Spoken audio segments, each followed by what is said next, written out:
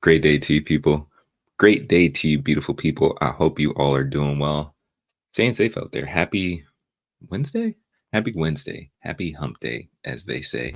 Um, I don't know. I'm trying to think. I've heard, there are a lot of like cool affirmations that people say. Um, and I can't remember what it is for for today. I can't remember what it is for Wednesday.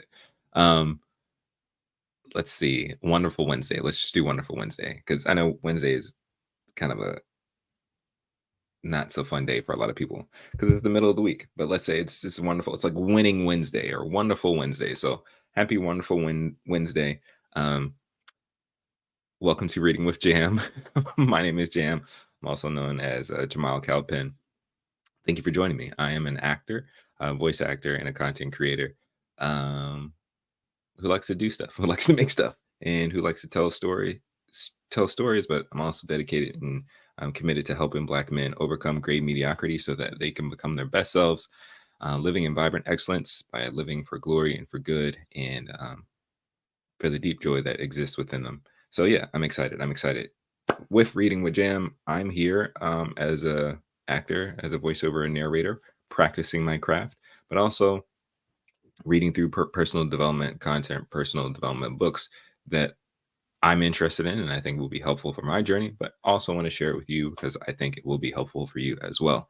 So thank you for joining me. We are and have been reading Atlas of the Heart by Brene Brown. Atlas of the Heart by Brene Brown. And we are almost done. Actually, I was looking at the chapters and all that stuff, but we're almost done because I think there's sections for like exercises and things like that and like appendices. I'm not going to read that. I'm not going to read that. I'm going to read the main bulk of the stuff for us to explore. If you are interested in the book, I will eventually put a link in the description on YouTube if you're watching on my YouTube channel, The Beneficial Black Man. And I guess I can add that maybe in like the comment section or something like that on Instagram. My Instagram, you can follow me at Jamal Calpin, but I'll put it there so you can get a copy of the book for yourself. You can either get it on Kindle or hardback. And I think there is like a workbook that goes with it. But yeah, we're just going to read through the main chapters of the book. But yes, we are continuing to read Atlas of the Heart by Brene Brown today, and we're exploring chapter 12. And the title for this chapter is Places We Go When We Feel Wronged.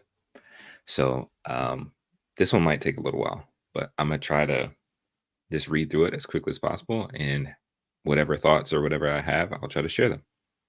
But let's get into it. Again, I apologize for starting so late. But let's just keep going. So 30 minutes on the clock. Let's go. Atlas of the Heart by Brene Brown. Chapter 12. Places we go when we feel wronged. Anger, contempt, disgust, dehumanization, hate, and self-righteousness. Anger. If you look across the research, you learn that anger is an emotion that we feel when something gets in the way of a desired outcome or when we believe there's a violation of the way things should be. When we feel anger, we believe that someone or something else is to blame for an unfair or unjust situation, and that something can be done to resolve the problem. Anger is an action emotion, and we want to do something when we feel it and when we're on the receiving end of it. Additionally, according to Charles Spielberger, an influential anger researcher, angry feelings can vary in intensity, from mild irritation or annoyance to fury and rage. Anger is also a full contact emotion. Excuse me. Because it activates our nervous system and can hijack our thoughts and behaviors, it can take a real toll on our mental and physical health. Researchers explain that regulating and coping with anger rather than holding on to or expressing chronic anger is crucial for the health of our brain. It reduces psychiatric problems and other organs in the body. There is also an interesting biological component to anger. A substantial amount of research indicates that our propensity for anger and aggression is partially hereditary, but the specific gene locate but the specific gene locations have not yet been identified. Sorry, I'm highlighting some stuff. Okay. What I've learned, unlearned, and continue to learn about anger. Damn it. It's in the text. She said it. All right. I've spent a lot of my career saying that anger is secondary or indicator emotion that often conceals emotions that are harder to recognize, name, or own. According to 91% of emotions experts, I'm wrong. Yes, 91% of emotions experts believe that anger is a primary emotion. Maybe it's semantics, and our differences come down to how we define primary. Or maybe I've got it and had it all wrong. Honestly, there are a lot of debates in the research that I don't think are worth digging into because they don't teach us much. But this debate is worth understanding. As I mentioned in the introduction, we asked around 7,500 people to identify all of the emotions that they could recognize and name when they're experiencing them. The average was three: glad, sad, and mad, or as they were more often written, happy, sad, and pissed off. Couple this extremely limited vocabulary with the importance of emotional literacy, and you basically have a crisis. It's this crisis that I'm trying to help address in this book.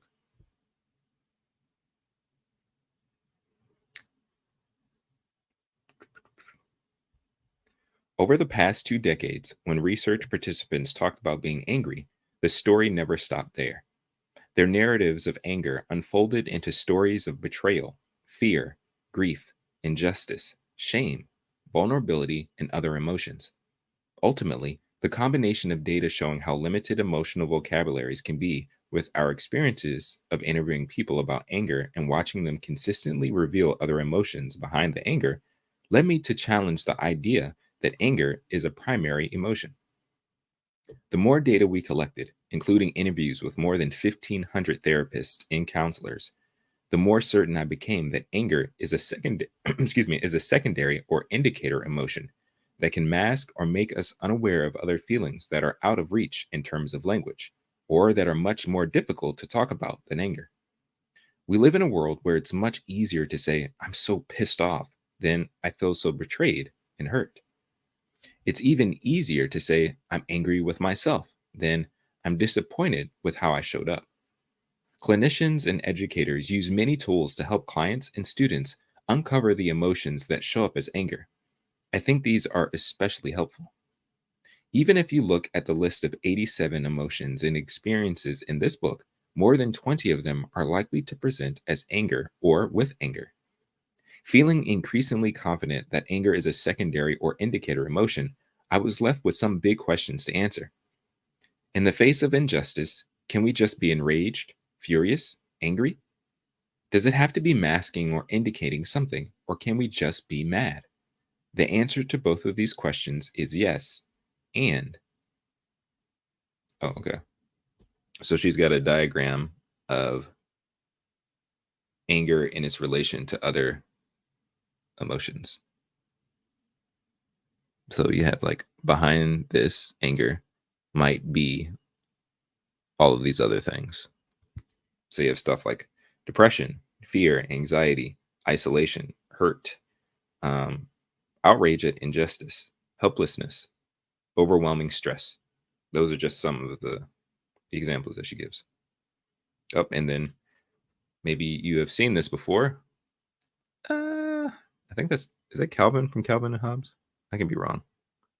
Anyways, it's a thing that says managing your anger. What's behind it? So you're angry, and then you have all these other different emotions. So disappointment, worry, embarrassment, um, shame is one, anxiety is one. That's kind of cool. All right. Excuse me. As a former union organizer and lifelong activist, I think anger is often the most compassionate response to experiencing or witnessing injustice. It can be a powerful catalyst for change that doesn't need to be explained or justified. And I still think that behind the anger is a tempest of pain, grief, betrayal, disappointment, and other emotions. In Braving the Wilderness, I write about pain, hate, and anger, especially as they pertain to social justice issues. I'm going to share an excerpt with you here. Sometimes owning our pain and bearing witness to struggle means getting angry. When we deny ourselves the right to be angry, we deny our pain. There are a lot of coded shame messages in the rhetoric of, why so hostile? Don't get hysterical. I'm sensing so much anger. And don't take it so personally. All of these responses are normally code for your emotion or opinion is making me uncomfortable, or suck it up and stay quiet. One response to this is get angry and stay angry. I haven't seen that advice borne out in the research. What I found is that yes, we all have the right and need to feel and own our anger. It's an important human experience. And it's critical to recognize that maintaining any level of rage, anger, or contempt, that favorite concoction of a little anger and a little disgust, over a long period of time is not sustainable. Anger is a catalyst. Holding on to it will make us exhausted and sick. Internalizing anger will take away our joy and spirit. Externalizing anger will make us less effective in our attempts to create change and forge connection. It's an emotion that we need to transform into something life changing, life giving: courage, love, change, compassion, justice. Or sometimes anger can mask a far more difficult emotion like grief, regret, or shame, and we need to use it to dig into what we're really feeling. Either way, anger is a powerful catalyst, but a life sucking companion.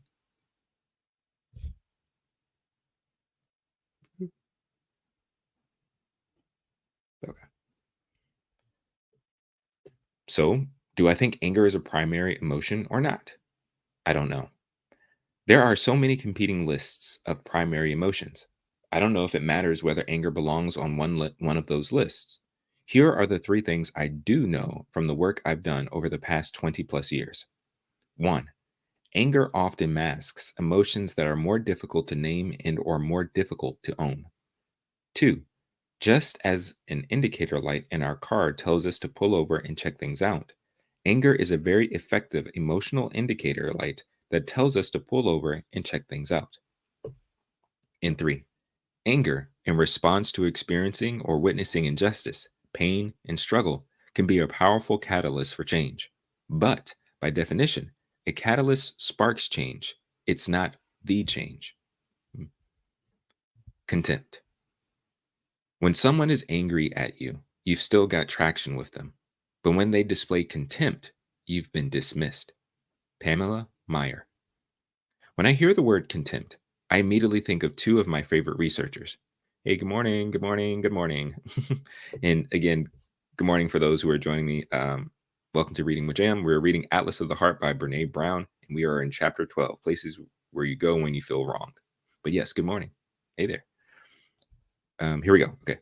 When I hear the word contempt, I immediately think of two of my favorite researchers, John and Julia Gottman. John is known across the globe for more than 40 years of research on marital stability and divorce prediction. He is the author or co author of more than 200 published academic articles and more than 40 books. Julie is a highly respected clinical psychologist and expert on marriage, domestic DV, gay and lesbian adoption, same sex marriage, and parenting issues who co designed the National Clinical Training Program and Gottman Method Couples Therapy. Okay. Why do I think of them when I think of contempt? Because John describes contempt as perhaps the most corrosive force in marriage, and his research on marriage has identified contemptuous communication as a strong predictor of divorce. In fact, through a series of studies conducted in their lab, where they observed thousands of couples, John Gottman and his research partner were able to predict with over 90% accuracy which couples would eventually divorce. Wow. Contempt is one of the most damaging of the four negative communication patterns that predict divorce. The other three are criticism, defensiveness, and stonewalling. These took on the name of the four horsemen of the apocalypse, a term that originates from Christian mythology. In his book, Why Marriages Succeed or Fail, John Gottman writes, what separates contempt from criticism is the intention to insult and psychologically abuse your partner. With your words and body language, you're lobbing insults right into the heart of your partner's sense of self. Fueling this contemptuous actions are negative thoughts about the partner. He or she is stupid, disgusting, incompetent, a fool. In direct or subtle fashion, that message gets across along with the criticism. Oh, sorry. In direct or subtle fashion, that message gets across along with the criticism. Okay, I got a diagram here depicting the four horsemen of, I think, negative language in marriage. Oh, that looks terrible on. I'm just going to read it real quick. All right, so the first one is criticism. Okay, the four horsemen and how to stop them with their antidotes. So the first one is criticism, verbally attacking or blaming your partner's character. Why do you always make us late? The the antidote is gentle startup. State how you feel about the situation and what you need. I feel frustrated about being late. I need to be on time. Next one is defensiveness. Sorry, I don't know why the font is small. Defensiveness, victimizing yourself to ward off a perceived attack or to reverse the blame. Come on, you know I have a hard time getting up in the morning. Take responsibility is the antidote. Accept your partner's perspective and offer an apology for any wrongdoing. I'm sorry for running late. I know how important it is for you to be on time. Next one, contempt. Attacking your partner's sense of self with insulting or abusive language that communicates superiority. I learned how to tell time when I was 5. When are you ever going to learn? Oof. The antidote, describe your own feelings and needs. Express your positive needs instead of your partner's flaws. It's important to me to be punctual. Please help me with that. And last, stonewalling. Withdrawing from interaction to avoid conflict and convey disapproval, distance, and separation. Thinking, I can't take this anymore. I got to get out of here. The antidote, self soothing. Ask for a break using a signal or word that you both agree on. Spend the break doing a calming activity on your own. Time out. I need a break. I'm going to go for a walk and we can talk again in 30 minutes. Oh, I could have zoomed in. Only if I knew. All right. We're going to continue. We can feel and show contempt toward individuals or groups. In either instance, being on the receiving end of contempt is often painful because it's shaming and belittling. Over the past 5 years, contempt between political and ideological groups has been at an all time high. Think about the political climate today as you read this description from an article on the Gottman's website. When you communicate with contempt, the results can be cruel. Treating others with disrespect and mocking them with sarcasm and condescension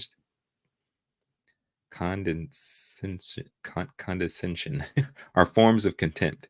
So are hostile humor, name calling, mimicking, and body language, such as eye rolling and sneering. In whatever form, contempt is poisonous to a relationship because it conveys disgust and superiority, especially moral, ethical, and character, character okay, or characterological. Character. I'm sorry, this is I've never seen this word before. Or characterological. Characterological. Contempt, simply put, says, I'm better than you, and you are lesser than me. Ugh. Contempt results in distancing, ignoring, or excluding the contemptible person. They are not considered worthy of one's time or energy. This attitude seems partially attributable to the key distinguishing feature between contempt and anger, namely that contempt results when there is the perception that the contemptible person is incapable of change. But also, a person feeling contempt often wants or needs to feel better about themselves, and they do so by diminishing the person who is the object of their contempt. It's no wonder that research has shown that the contemptuous person is likely to experience feelings of low self esteem, inadequacy, and shame.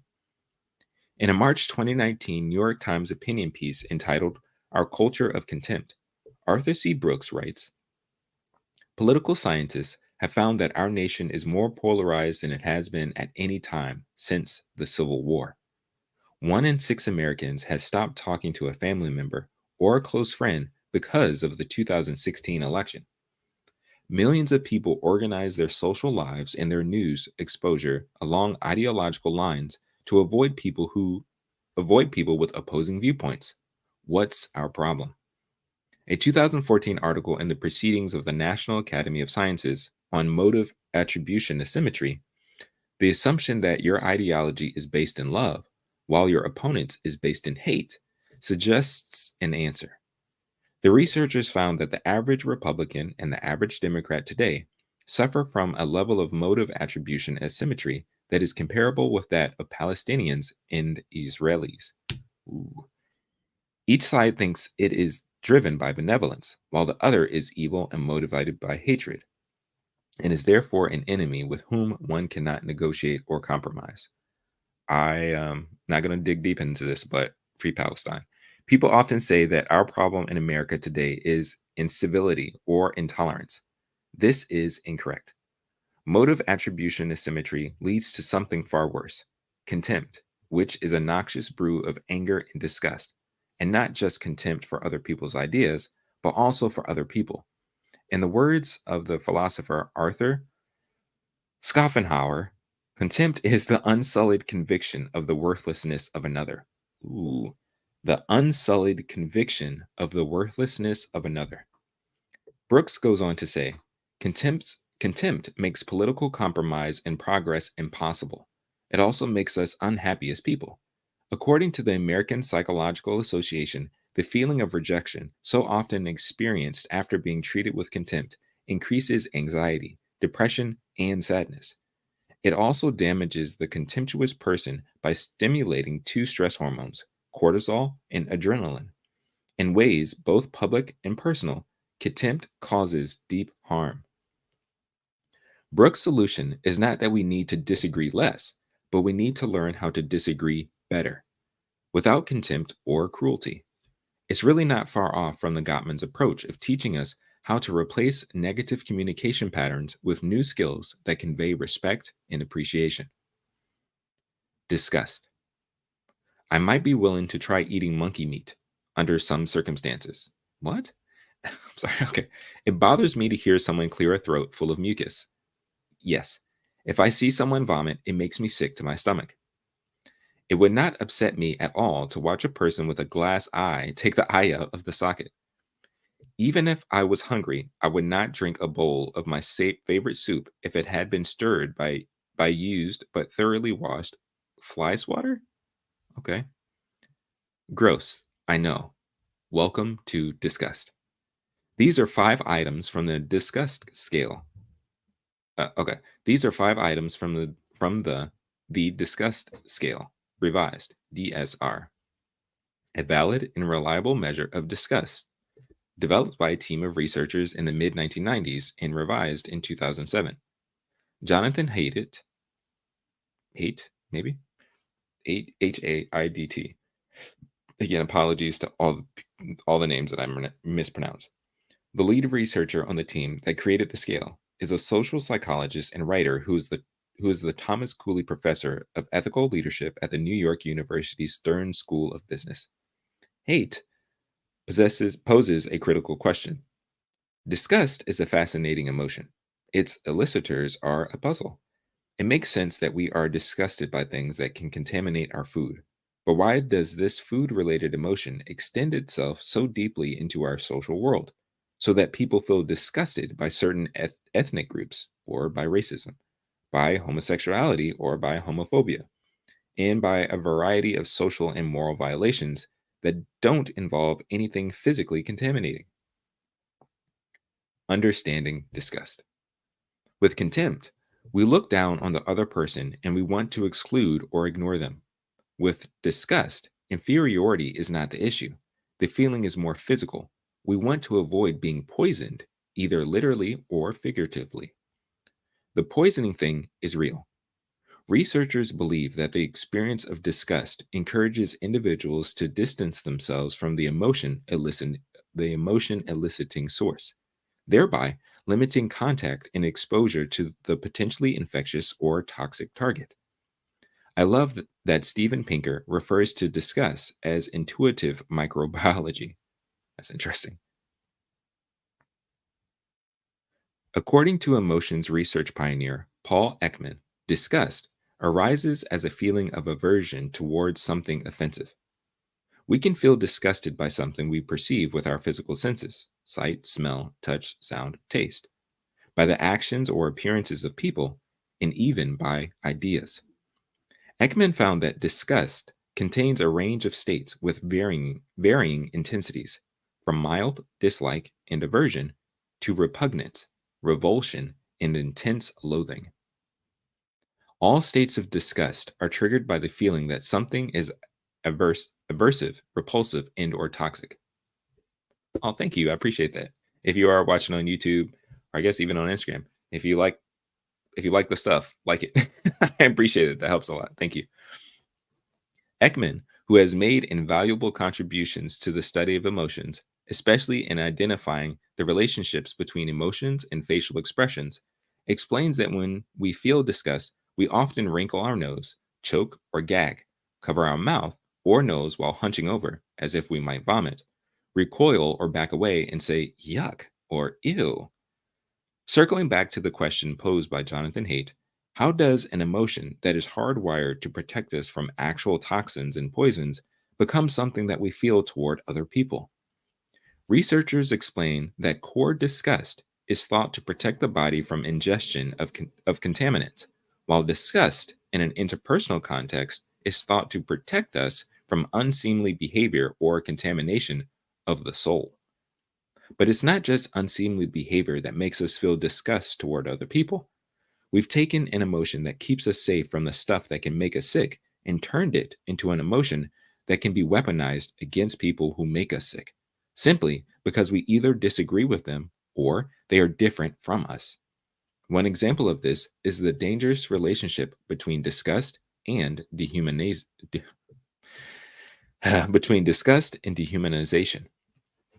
Researchers Maria Maselli and Cristiano Castellafranchi found that reactions of disgust can rapidly lead to dehumanizing, othering, and marginalizing individuals or groups of people. This element of dehumanization seems to be one of the characteristics that distinguishes disgust from contempt. They write, the disrespect involved in disgust implies that human dignity is perceived as alienable. The person is responsible for the bad action they have done, but the very effect of that action is dehumanizing. By performing it, one has responsibly degraded oneself to subhuman. They go on to explain how moral disgust is even more dangerous because of its dehumanizing implications. Disgusting people, if no longer viewed as persons, can suffer much more than othering and marginalization. Once we dehumanize people, violence and cruelty toward them become easier to perpetrate because the part of us that are hardwired to not hurt other people turn off. In our minds, we've stripped them of their humanity. Oh.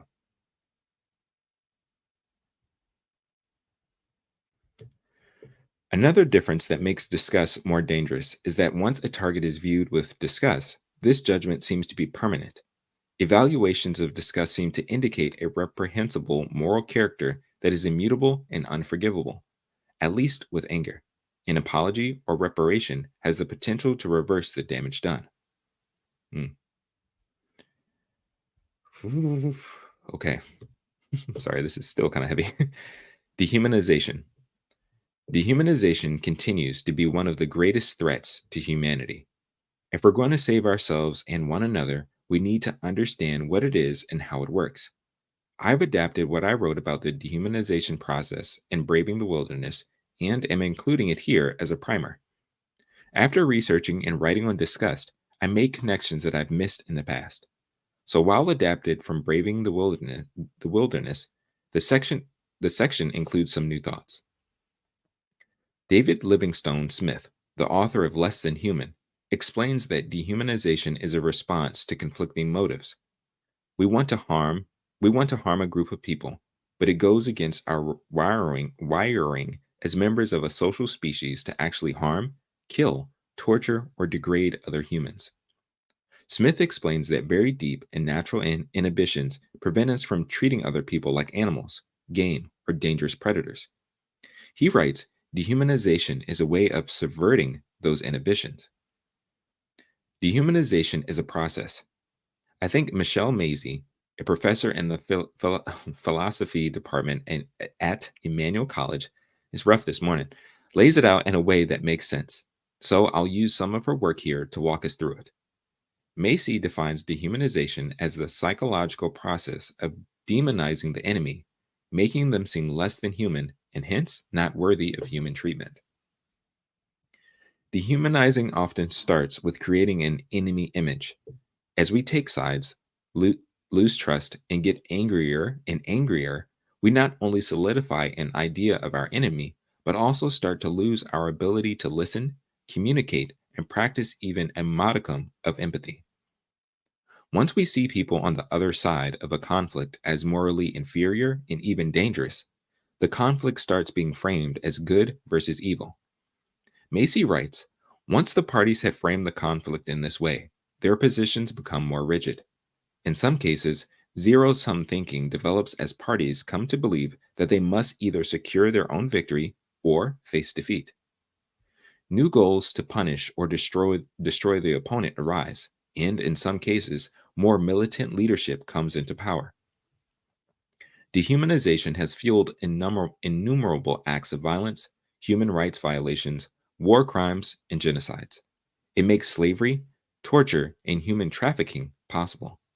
Dehumanizing others is the process by which we become accepting of violations against human nature, the human spirit, and, for many of us, violations against the central tenets of our faith. Man. How does this happen? Macy explains that most of us believe that people's basic human rights should not be violated, that crimes like murder, rape, and torture are wrong. Successful dehumanizing, however, creates moral exclusion. Groups targeted based on their identity, gender, ideology, skin color, ethnicity, religion, age are depicted as less than, or criminal, or even evil. The targeted group eventually falls out of the scope of who is naturally protected by our moral code. This is moral exclusion, and dehumanization is at its core.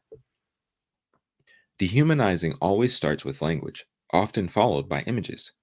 We see this throughout history. During the Holocaust, Nazis described Jews as Untermenschen, subhuman.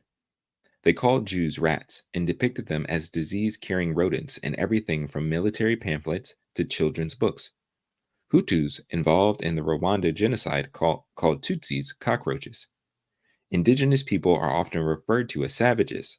Serbs called Bosnians aliens. Slave owners, throughout history, considered slaves subhuman animals. What really struck me as I was rereading this and looking at new research on dehumanization is that the language we use to dehumanize is effective because it actually taps into core disgust. We reduce people to the types of things that make us physically recoil as we do from cockroaches, rats, and infestations. We reduce people into the things that make us grossed out. One of the arguments of this book is that language matters. It's the raw material of story. It changes how we feel about ourselves and others, and it's a portal to connection. With the same amount of power, language can also be used to strip people of their dignity and humanity. With awareness about how dehumanization works comes the responsibility to call out dangerous language when we recognize it. Good morning, good morning, good morning, the other MJ. And again, good morning to you, Level Up Single Mom. Oh, I'm highlighting all the wrong stuff. And welcome to everybody who's joining live. This is Reading with Jam, and we are reading Atlas of the Heart by Brene Brown, covering chapter 12 of her book, The Places We Go When We Feel Wronged. And the next section is hate. Hatred will always motivate people for destructive action. Agneta Fisher, Aaron Halperin, Daphne Canida, and Alba Giacini, Why We Hate. According to researcher Robert Sternberg, hate is a combination of various negative emotions, including repulsion, disgust, anger, fear, and contempt. We feel hate toward individuals or groups that we believe are intentionally malicious and unlikely to change. What's interesting is that we can develop hate toward people we do not know, that we do not know personally simply based on their affiliation with a group or ideology that doesn't align with our beliefs. Research shows that a lack of direct contact with such individuals can actually strengthen hate. This can, wow, sorry. This confirms my belief that people are harder to hate close up and easier to hate when we're behind our ideological bunker and they're behind theirs. What's really fascinating is that hate is actually fueled by our need for connection. I call this common enemy intimacy. I may not know anything about you, but we hate the same people, and that creates a counterfeit bond and a sense of belonging. I say counterfeit because the bond and belonging are not real. They hinge on my they hinge on my agreeing with you and not challenging the ideas that connect us. That's not true belonging. Sternberg found that hate moves from place to place on a current, and it needs this current to grow and travel. He explains that those currents are provided by cynical leaders who capitalize on people's insecurities to bolster their own power.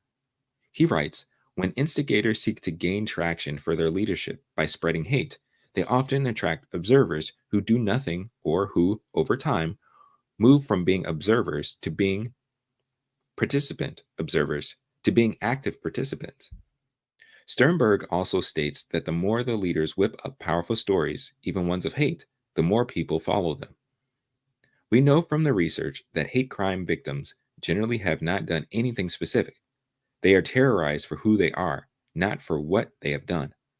For me, this immediately brings to mind all of the innocent trans people, particularly Black women, who have been targeted, beaten, and killed, not because of anything they've done, but because of who they are. I have thoughts there, but I'm going to keep reading. In an interview with the Daily Beast, the actress and activist Laverne Cox talks about the documentary Disclosure, which addresses the dehumanization of trans people. She explains this is what our film tries to grapple with, this paradox of visibility. That we're potentially more targeted. Okay, I can't. All right, I'm going to keep reading. Good morning, Prince Betty. I just the thought. Okay, so I'm going to read this passage again. I'm going to keep reading. For me, this immediately brings to mind all of the innocent trans people, particularly Black women. Okay, I understand that she's making a point about trans people, but I think it's important to realize that these individuals are being attacked and harmed and mistreated because they're representing Black women. So, at the core of it, a lot of this aggression and stuff is in evil is done is because this is how people feel about Black women in totality. They hate them, dehumanize them, are disgusted by them. Whether you're trans or not, or if you're a biological Black woman, it's sad. It's so sad and heartbreaking that we live in a society and a world that views Black women this way. Okay, I'm gonna keep reading. Picking up. In an interview with the Daily Beast, the actress and activist Laverne Cox talks about the documentary Disclosure, which addresses the dehumanization of trans people. She explains this is what our film tries to grapple with, this paradox of visibility, that we're potentially more targeted because we're more visible. And so then, the need for justice, the need for real justice and understanding in hearts and minds to be changed so that the existence of a trans person doesn't cause someone to react in a way that trans person might lose their life. The research that I found the most devastating explained that the goal of hate is not merely to hurt, but to ultimately eliminate or destroy the target, either mentally, humiliating, treasuring feelings of revenge, socially, excluding, ignoring, or physically, killing, torturing, which may be accompanied by the goal to let the wrongdoer suffer. If this isn't enough to make me return to the days when I had toddlers and banned the word hate from my vocabulary, I don't know what is. Hate crimes are meant to terrorize more than a single person. The goal is to embed fear so deeply in the heart of a community that fear becomes a crushing way of life for everyone who shares that identity. There is no simple way to stop hate. However, Sternberg explains, it is not clear that there is any magic bullet for curing hate, but any mechanism that helps one understand things from others' points of view. Love, critical thinking, wisdom, engagement with members of target groups, at least makes hate less likely, because it is harder to hate people if you understand that in many respects, they are not all so different from you. Okay, excuse me. I think there's one section left. Self righteousness. The self righteous scream judgments against others to hide the noise of skeletons dancing in their own closets. Wow. John Mark Green. I can tell you exactly what I was wearing and where I was sitting 25 years ago when someone in an AA meeting said, "Part of my sobriety is letting go of self righteousness. It's really hard because it feels so good, like a pig rolling in shit." I remember thinking, oh God, I'm not sure exactly what that means, but I think I roll around in that shit too. From that day forward, I started thinking of self righteousness as a threat to my self respect, my well being, and my sobriety. Unfortunately, it's virtually impossible to add it to the abstinence list. It's not as binary as having or not having a Bud Light or cigarette, but I definitely see it as a slippery behavior that necessitates some self reflection and possibly amends. According to researchers, self righteousness is the conviction that one's beliefs and behaviors are the most correct. People exhibit self righteousness. People who exhibit self righteousness see things as black and white. They tend to be closed minded, inflexible, intolerant of ambi- intolerant of ambiguity. Oh my gosh, intolerant of ambiguity. Ambiguity. I don't know. I'm struggling to say this word right now. Ambiguity. Am, am, ambiguous. Ambiguity. Keep going, and less and less likely to consider others' opinions. It is important to realize that self-righteousness is different from righteousness. In the case of righteousness, we are appropriately reacting to a true injustice. We are trying to do the right thing. When feeling self-righteous, we feel morally superior to others and are trying to convince ourselves or others that we are doing the right thing. Moral outrage in response to injustice can be classified as righteous anger when motivated by a true concern about injustice. Whereas when moral outrage is self enhancing, it is self righteous anger. Hmm. I wish I had understood all this better back then, especially the difference between self righteousness and righteousness. I always thought about self righteousness in terms of terminal uniqueness, a term from the recovery movement that means you think you're different from everyone else. You're the exception. Your addiction struggle is the exception. Your story is the exception, and so on. I didn't know what I know now. I just told myself that I needed more humility and less thinking I was better than, more right, and always the exception. I had to stop assuming that people who disagreed with me didn't care about people or issues as much as I did. It's funny how thinking I'm better than can slip into I'm worthless in mere seconds. Letting go of the first letting go of the first slowly releases us from the second. Given the political climate today, it's important to understand that moral outrage is self-enhancing and related to self-righteous anger. I've had to be super conscientious about the moral outrage and instead focus on doing the next right thing. If there's anything that looks and feels like a pig rolling in shit these days, it's performative moral outrage, especially on social media. Okay.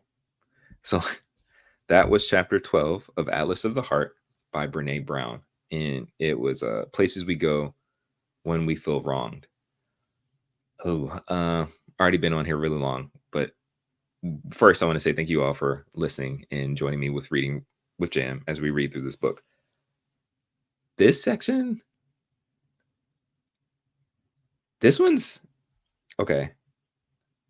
I thought, again, so far through the book, because we're almost done. I think we have like one or two chapters left. But this section, I think, was heavy, just as heavy as some of the other ones that we're talking about, like sadness and love and heartbreak and some of those other things. I think this is, to me, this chapter is heavy because it really does force self reflection. It really does force self reflection in regards to how we relate to other people. Um, it makes me think about some of the things that I guess reoccurred for me. It makes me think about the whole manosphere space online and how much Anger, contempt, disgust, dehumanization, and hatred and self righteousness exists within that space, particularly towards women. And it's not good. It's really not good. Um, and how, like, it's so problematic that if we don't take the time to really assess and understand that we may have these feelings towards the opposite sex and towards other people in general, that we will just let a problem fester. Like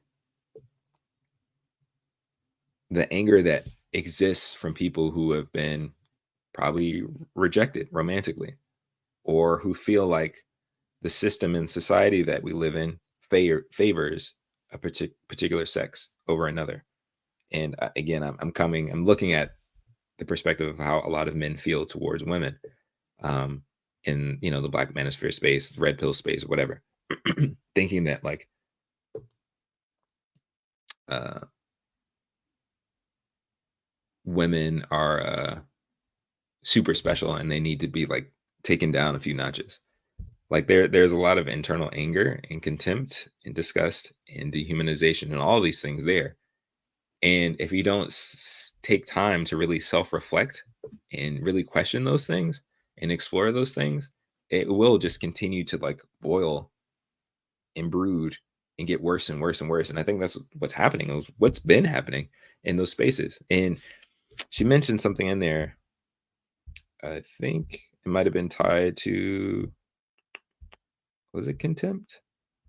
It was tied to one of the things, but or maybe it was the dehumanization that you separate yourself from people, like, and you almost put yourself in these echo chambers that it feeds it. It makes it worse. It sits there and again, I think about festering, like it just festers. And I think there's a lot of stuff in our community and a lot of stuff in our society that has just been festering and festering and festering, that it needs to be exposed to light and it needs to, I don't know, again, it takes a level of self-reflection and work to expose yourself to other people. Like there's so much contention between the parts of our community, whether it's men and women, whether it's particular generations, whether it's class, all these things. There's so much contention. But if we actually spent time reflecting on ourselves, but also listening and understanding where other people are coming from, I think it would help a lot. But that takes work.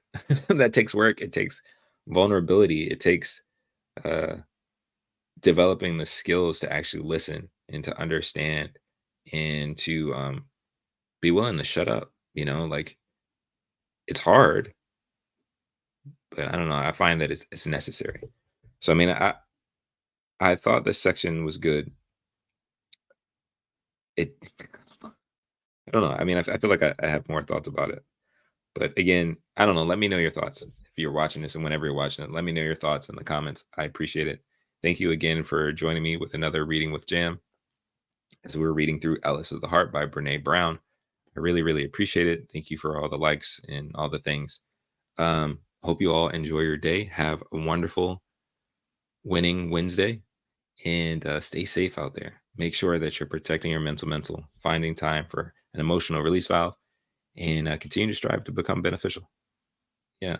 Yeah. I think I'm gonna sit and think about this a little bit. Okay. Y'all stay safe, and I'll talk to you all tomorrow for more of Alice of the Heart by Brene Brown. Y'all have a good one. Peace.